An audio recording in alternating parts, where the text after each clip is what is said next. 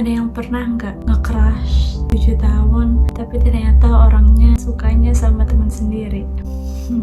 Yang tak pernah berubah awal pertemuan dan mengagumi. Pada tahun 2017, aku menempuh pendidikan di suatu pesantren di daerah. Waktu itu, aku kelas 2 MTS. Singkat cerita, di pesantrenku mengadakan beberapa lomba dalam rangka memperingati Maulid Nabi Muhammad SAW. Lomba membaca Al-Quran, kitab, qiraat, pidato, dan sebagainya. Dan betapa terkejutnya aku ketika melihat ada seorang santri putra yang sangat cerdas dan bisa menjawab pertanyaan-pertanyaan yang diberikan oleh moderator. Saat kejadian tersebut, pikiranku sangat kacau, hatiku bergemuruh tak karuan, dan pada akhirnya aku memutuskan untuk menanyakan sesuatu tentang pria tersebut kepada salah satu kakak kelasku yang perempuan. Teh, amang-amang yang kemarin yang putih-putih itu anak MAK ya?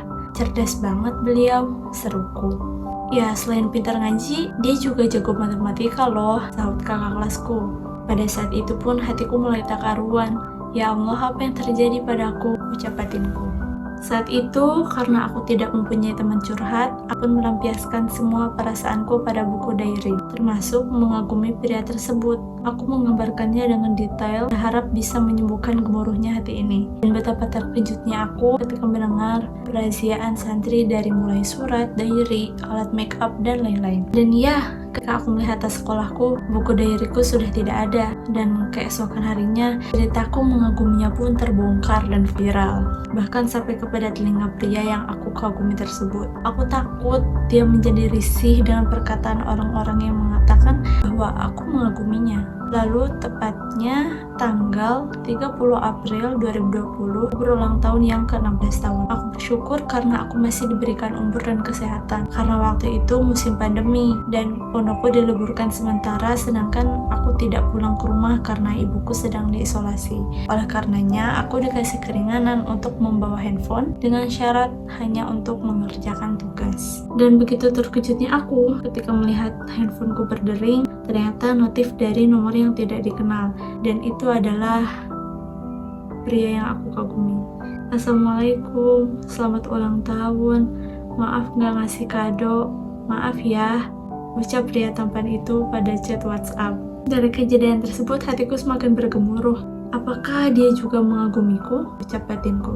Dari ucapan tersebut, aku semakin yakin bahwa pria tampan itu juga mengagumiku. Dan ternyata setelah beberapa waktu kemudian, ketika dia sudah lulus, beredar berita kalau lelaki yang aku dambakan itu mencintai seorang wanita.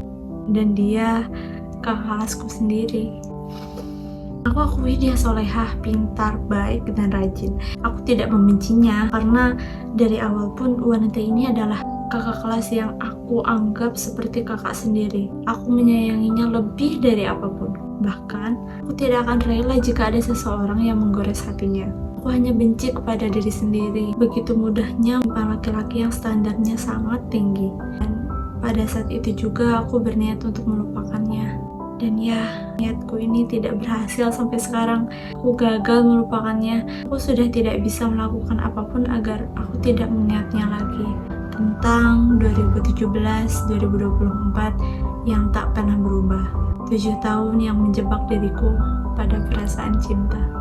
Oh my god, 7 tahun. Kalau kamu jadi seseorang ini, lebih baik confess atau mulai buka hati buat orang lain?